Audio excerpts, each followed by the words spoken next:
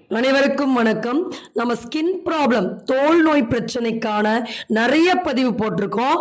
இந்த பதிவுல தோலில் சிவப்பு நிறத்தில் ஏற்படக்கூடிய ஒரு விதமான தடிப்பு, அலர்ஜி, அர்டிகாரியான்னு சொல்லக்கூடிய இந்த ஹைவ்ஸ் பத்தி தான் நம்ம பார்க்க போறோம். ரெட் கலரான ஸ்கின் ரேஷஸ், தாங்க முடியாத அரிப்பு, அந்த இடத்துல சில பேருக்கு சொரிஞ்சு சொரிஞ்சு ரத்தமே வந்துடும். அந்த அளவுக்கு மாத்திரைகள் போட்டா கூட இந்த அலர்ஜிஸ் கட்டுப்படாது. ஸோ அப்போ இந்த ஹைவ்ஸ் வருவதற்கான காரணங்கள் என்ன, சில இயற்கை வழிமுறைகள் மூலமா வீட்டில் இருந்த மாதிரி நாமளே எப்படி இதை கட்டுப்படுத்த முடியும், திரும்ப திரும்ப இந்த அலர்ஜி, இந்த ஹைவ்ஸ் வராத அளவுக்கு இந்த அர்டிகாரியா ப்ராப்ளமை எப்படி நம்ம இயற்கை வழிமுறைகள் மூலமா சால்வ் பண்ண முடியும் அப்படின்ற ஹோம் ரெமெடிஸ் பற்றி தான் பார்க்க போறோம். ஸோ இந்த 10 டிப்ஸை நீங்க ஃபாலோ பண்ணீங்கன்னா இருக்கக்கூடிய அலர்ஜி ஒரு 15 நாட்களுக்குள்ள கட்டுக்குள்ள வரும். திரும்ப திரும்ப திரும்ப திரும்ப வராம, மருந்துகள் அதிகம் எடுக்காம, ஆயின்மெண்ட் தடவாம உங்க தோலை, உங்க தோலின் ஆரோக்கியத்தை நீங்க காத்து கொள்ள முடியும். சரி, இப்ப நம்ம அந்த டிப்ஸ் பத்தி பார்க்கறதுக்கு முன்னாடி நீங்க போட்டோல பார்க்கலாம். நம்ம இந்த மாதிரியா சிகப்பு நிறத்தில் இருக்கக்கூடிய இந்த அலர்ஜி, இந்த அர்டிகாரியாக்கான ஒரு தீர்வுகள் பற்றி தான் இப்ப நம்ம பார்க்கிறோம். சோ ஏற்படுவதற்கான காரணங்கள் என்ன? சில பேருக்கு ஃபுட் அலர்ஜி இருக்கும், எள்ளுடைய வாடப்பட்டாலே வாந்தி வந்துடும். சோ அவங்க வேர்க்கடலை, இந்த ஸ்கின் ப்ராப்ளம் கொஞ்சம் இருந்தா கூட நீங்க இந்த வேர்க்கடலை, முட்டை, நட்ஸ், இது போன்ற புரோட்டீன் பொருட்கள், இந்த கடல் உணவுகள் இதெல்லாம் எடுத்துக்கொள்ளும் போது சட்டன அந்த அலர்ஜி பார்த்தீங்கன்னா ட்ரிகர் ஆயிடும். ஸோ அது பன்மடங்கு அதிகமாயிடும். நம்ம உணவுல பண்ணக்கூடிய தவறுகள் தான் இது அதிகமாகிறதுக்கான முதன்மையான காரணம். ஸோ அப்ப இந்த மாதிரியான ஃபுட்ஸை ஸ்கின் ப்ராப்ளம் இருக்கும்போது கம்ப்ளீட்டா நீங்க அவாய்ட் பண்றதா நல்லது. அடுத்து சில பேர் எதுக்காக ஆன்டிபயோட்டிக்ஸ் எடுத்திருப்பாங்க, பெயின் கில்லர்ஸ் எடுத்திருப்பாங்க. அதற்கு அது அவங்க உடம்புல ஒத்து வராம இந்த மாதிரியான அலர்ஜிஸ், இந்த மாதிரியான வீக்கம் அவங்களுக்கு ஏற்படும், ரேஷஸ் ஏற்படும். ஸோ இந்த ஹைவ்ஸுக்கு இந்த மாதிரியான மெடிக்கேஷன், அலர்ஜி வந்து ஒரு முக்கியமான காரணமா இருக்கு. அதனால மருந்து எப்போ எடுத்தாலும் ஒரு டோஸ் போட்டு ஒரு 2 நாள் நம்ம உடம்புக்கு செட் ஆகுதான்னு பார்த்துட்டு சில இயற்கையான உணவு கட்டுப்பாடுகள் ஃபாலோ பண்ணுங்க. அதுதான் இந்த மாதிரியான ரேஷஸ்ல இருந்து நம்ம ப்ரிவென்ட் பண்ணிக்க முடியும். அடுத்து பூச்சிக்கடி. இன்னைக்கு பூச்சிகள் அப்படின்றது எல்லா இடத்துலயும், சிட்டிலையும் இருக்கு, வில்லேஜ்லயும் இருக்கு. ஸோ இப்போ அந்த மாதிரி ஏதாவது பூச்சிக்கடிகள்னால இந்த மாதிரி நிறைய பேருக்கு இப்படி தடிமனான அலர்ஜி, ரெட் கலரான ரேஷஸ் ஏற்படும். ஸோ அப்போ அந்த பூச்சிக்கடி பிரச்சனைனால வந்த இந்த தடிப்பா இருந்தாலும் சரி, அதற்கும் இப்ப நம்ம சொல்லக்கூடிய வழிமுறைகள் கண்டிப்பா வந்து பயன்பெறும். சரி, அடுத்து சில பேருக்கு கிளைமேட் மாறும்போது, இந்த சன்னோட எக்ஸ்போஷர் அதிகமா இருக்கும் போது, கோல்டு, குளிர்ச்சி அதிகமா இருக்கும் போது இந்த மாதிரியான அலர்ஜிஸ் ஏற்படும். ஸோ அதோடைய தழும்புகள் அடுத்த சீசன் வரைக்கும் உங்களுக்கு தொடரும். சில பேர் எதுக்காக பிளட் டிரான்ஸ்ஃபியூஷன் பண்ணியிருப்பாங்க, ஹீமோகுளோபின் கம்மியா இருக்கு, இல்ல உடம்பு வீக்கா இருக்கு அப்படின்னு பிளட் டிரான்ஸ்ஃபியூஷன் பண்ணிருவாங்க. அதற்கு பிறகு இந்த மாதிரியான ரேஷஸ் அதிகமாக. சில பேருக்கு சில இன்ஃபெக்ஷன்ஸ் வந்திருக்கும், வைரல் இன்ஃபெக்ஷன்ஸோ இல்ல காமன் கோல்ட் போன்ற, ஹெப்படைட்டிஸ் போன்ற இன்ஃபெக்ஷன்ஸ் வந்திருக்கும். அதுக்கப்புறம் இந்த மாதிரியான அதை சப்ரஸ் பண்ணியிருப்பாங்க. அதற்கப்புறம் இந்த மாதிரியான தோள்களில் அலர்ஜி ஏற்படும். ஒன்று நல்லா நீங்க ஞாபகம் வச்சுக்கோங்க, நீங்க சளியை தடுத்து நிறுத்துறீங்க, சப்ரஸ் பண்றீங்கன்னா அடுத்து அது தோல் நோயாக தான் மாறும். அதனால சளி இருக்கும்போது நீங்க அர்ஜென்ட் எமர்ஜென்சிக்காக மாத்திரைகள் பயன்படுத்தினாலும் அந்த சைட்ல நம்ம கண்டிப்பா இயற்கை மருந்துகளும் சில உணவு கட்டுப்பாடுகளையும் எடுத்து உடலை விட்டு அந்த சளியை வெளியேற்றி விடணும். அப்பதான் நமக்கு இந்த மாதிரியான தோல் சம்பந்தப்பட்ட allergies, pimples, acne, dermatitis problem, scalp psoriasis, இது போன்ற எந்த விதமான பிரச்சனையா இருந்தாலும் சரி வராம நம்ம தடுக்க முடியும். சொரியாசிஸ், எக்ஸிமா போன்ற பிரச்சனைகள் ஒரு தடவை நம்ம உடம்புக்குள் நுழைந்து விட்டால் வருடக்கணக்காக மக்களை பாடுபடுத்தி கொண்டிருக்கிறது. அதாவது போட்டோஸ்ல நிறைய நம்ம ஷேர் பண்றதுக்கு ரீசன் அதுதான். ஸோ அதனால prevention is better than cure.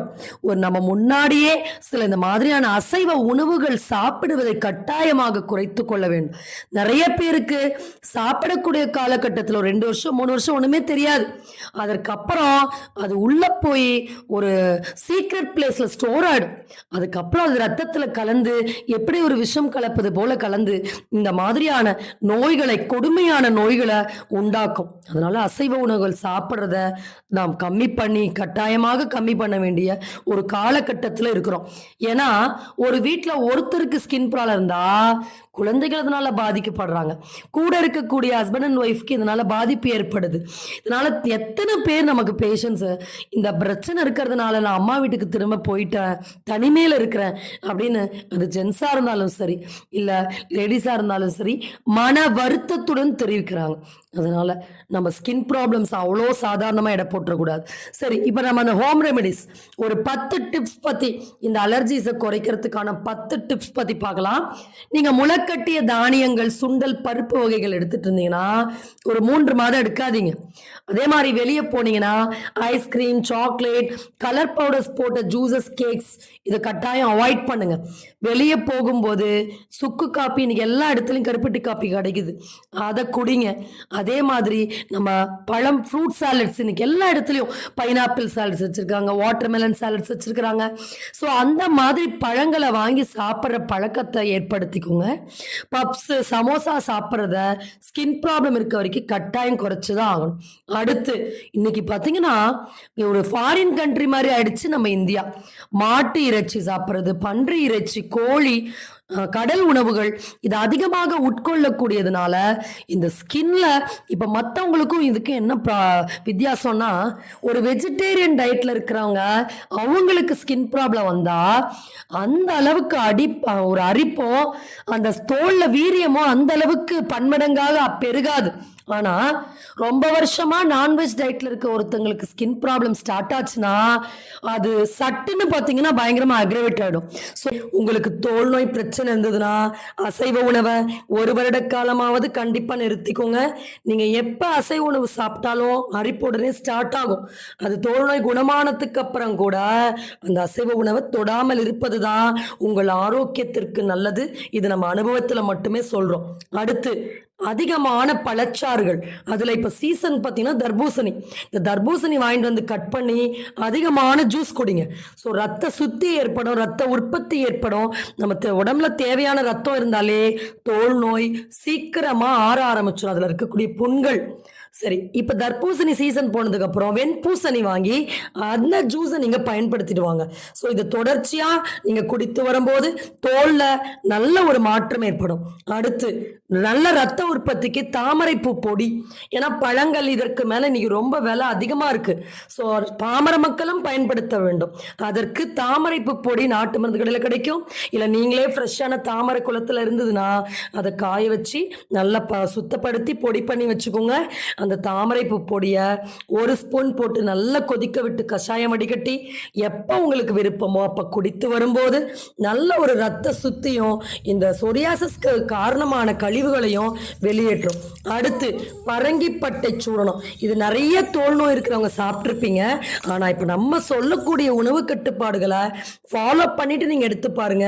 கட்டாயம் இப்போ இது எல்லாமே சேர்ந்து நீங்கள் ஃபாலோ பண்ணும் போது இது பரங்கிப்பட்டை என்பது தோலுக்கான அருமருந்தாக நமக்கு வந்து செயல்படும். ஸோ பரங்கிப்பட்டை சூரணத்தை ஒரு ஸ்பூன் நல்லா தண்ணியில போட்டு, பாலில் சாப்பிட்ருப்பீங்க, பாலில் சாப்பிடக்கூடாது. பாலில் சாப்பிட்டா இது அதிகமாகும். அதனால சுடுதண்ணிலையோ இல்லைன்னா தேன் கலந்தோ பரங்கிப்பட்டை சூரணத்தை மதிய உணவுக்கு முன்பு 1 ஸ்பூன் தொடர்ந்து 1 மாதம், இந்த மருந்துகள் எல்லாமே தொடர்ந்து 1 மாதத்திலிருந்து உங்க நோய்க்கு தகுந்த மாதிரி 3 மாதங்கள் வரைக்கும் சாப்பிடலாம். அடுத்து வில்வாதி லேகியம். இது எதற்கு அப்படின்னா செரிமானத்தை அதிகப்படுத்த. இந்த மாதிரியான அர்டிகேரியா, ரேஷஸ், ஹைவ்ஸ், இந்த எல்லா விதமான ஸ்கின் ப்ராப்ளம்ஸ், தோல் நோய் இருக்கக்கூடிய எல்லாருக்கும் அரிப்பு அதிகமா இருக்கும். ஏன்னா அந்த ரேஷஸ்ல ஒரு மாதிரியான தண்ணீர் வடிவது, சொரிஞ்சு சொரிஞ்சு புண்ணா இருக்கும். ஸோ இப்போ இது எல்லாத்துக்குமே காரணம் எது சாப்பிட்ட உடனே அலர்ஜி ட்ரிகர் ஆகும். சரியான டைஜஷன் இருக்காது, ப்ளோட்டிங் இருக்கும், கான்ஸ்டிபேஷன், மோஷன் சரியா போகாது. அதனால இந்த ஜீரக பில்வாதி லேகியம்னு கிடைக்கும். கிடைச்சதுன்னா இந்த ஜீரக பில்வாதி லேகியம் வாங்கிக்கோங்க.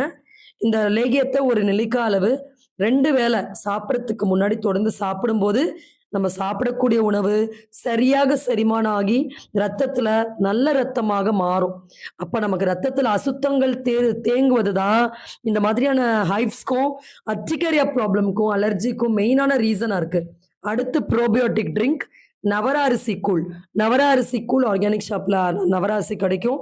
அதை வாங்கி நல்லா 1 பாதியமாக மிக்சியில் பொடி பண்ணிக்கோங்க. ஒரு மண் சட்டிலையோ சில்வர் பாத்திரத்திலையோ நல்லா தண்ணி கொதிச்ச அப்புறம் அதை கரைச்சி ஊற்றி நல்லா வேக விடுங்க. நல்லா ஆறின பிறகு தண்ணி ஊற்றி வைங்க. அடுத்த நாள் காலையில அது உப்பு, தயிர், சின்ன வெங்காயம் போட்டு கரைத்து குடிக்கும்போது நல்லா டைஜஷன் ஆகும். ப்ரோபியோட்டிக்ஸ் தான் நம்ம உடம்புல இருக்கக்கூடிய தோல் நோய்கள முற்றிலுமா சரியாக்கக்கூடிய எல்லா ஆற்றலும், ஜீரண சக்தியும், இம்யூன் பவரும் எல்லாமே இந்த ப்ரோபியோட்டிக்ஸ்ல தான் இருக்கு.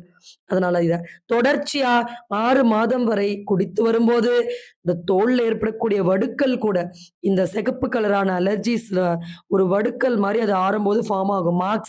அந்த மார்க்ஸ் கூட சரியாகும். ஸோ அப்ப இந்த ஹைவ்ஸ், அலர்ஜி எதனால ஏற்பட்டாலும் சரி, இப்ப நம்ம சொன்னக்கூடிய இந்த விஷயங்கள நீங்க செய்யும்போது, கண்டிப்பா 10, 15 நாட்களுக்குள்ள கட்டுக்குள்ள வந்துரும். இதுல பூச்சிக்கடி இருந்தா மட்டும் ஆடு தின்னா பாலை இத மட்டும் அடிஷனலா வாரத்துக்கு 2 முறை வெறும் வயிற்றுல தேன்ல கலந்து எடுத்துவாங்க. இந்த பூச்சிக்கடிக்கு மந்திரங்கள் தான் நல்ல கட்டுப்பாடு. நீங்க அதுக்கான ட்ரீட்மெண்ட் எடுத்திருந்தாலும் பரவால்ல. நமசிவாய மந்திரம். ஓம் நமசிவாய. இத ஒரு நாளைக்கு 50 முறை நீங்க உச்சரிச்சீங்கன்னா, உங்க உடம்புல இருக்கக்கூடிய எப்பேர்ப்பட்ட கொடிய நஞ்சா இருந்தாலும் சரி, விஷ முறிவு ஏற்படும். எல்லா பூச்சிக்கடி மந்திரங்களுமே இந்த நமச்சிவாயத்த அடிப்படையா கொண்டு தான் உருவாக்கப்படுது. ஆனா, இந்த நமச்சிவாய மந்திரம் 1 போதும். அந்த எல்லா மந்திரங்களுடைய சர்வ அந்த வல்லமை இந்த 1க்கே உண்டு. அதனால நம்ம தனித்தனி மந்திரங்கள் சொல்லணும்னு அவசியம் இல்ல. இத தொடர்ந்து சொல்லி, அத விபூதிய தண்ணீல போட்டு நீங்க குடித்து வாருங்கள். இந்த உடம்புல இருக்கக்கூடிய அலர்ஜியா இருந்தாலும் சரி, இல்ல பூச்சிக்கடியினால் ஏற்பட்ட தடிப்பு, தடிமா இந்த மாதிரியான ஒரு ரேஷஸா இருந்தாலும் சரி, கட்டாயம் குறைஞ்சிரும். எல்லாவற்றுக்கும் மேல மனதில் இருக்கக்கூடிய கவலை, பயம், துக்கம் இதை ஒதுக்கி வைங்க. நல்ல ஒரு சிந்தனைகள, தெளிவை, நல்ல மன உறுதியை, தெய்வ நம்பிக்கையை அதிகப்படுத்திக்கோங்க. தெய்வ நம்பிக்கை ஒரு இடத்தில் இருந்தாதான் அவங்களால வாழ்க்கைய எதிர்நோக்கி, முன்னோக்கி செல்ல முடியும். இல்லன்னா மனம் முற்றிலுமா நம்மை அப்படியே ஒரு டிப்ரஷனுக்குள்ள தள்ளிடும். இந்த தோல் நோய் இருக்கவங்க எல்லாருக்குமே பார்த்தீங்கன்னா, ஒரு கவலை எப்பயுமே இருக்கும். நமக்கு அதாயிடுமா, இதாயிடுமா, அப்படி ஆயிடுமா அப்படின்னு ஒரு விதமான தாங்க முடியாத கவலை இருக்கும். அதனால நம்ம சொன்ன நமச்சிவாய மந்திரம் இதுவே போதும். மனதை தெளிவுபடுத்துவதற்கு நம்பிக்கையோடு தொடர்ந்து சொல்லிக் கொண்டு வாருங்கள். இத நம்ம நெறைய பேஷண்ட்ஸ்க்கு அனுபவபூர்வமாக கண்டறிந்த உண்மை. உங்களுக்கு எந்த இறைவனுடைய நாமம் பிடிக்குதோ அத நீங்க சொல்லலாம். இந்த வாய்ப்பை கொடுத்த இறைவனுக்கு நன்றி கூறி விடைபெறுகிறேன். நன்றி, வணக்கம்.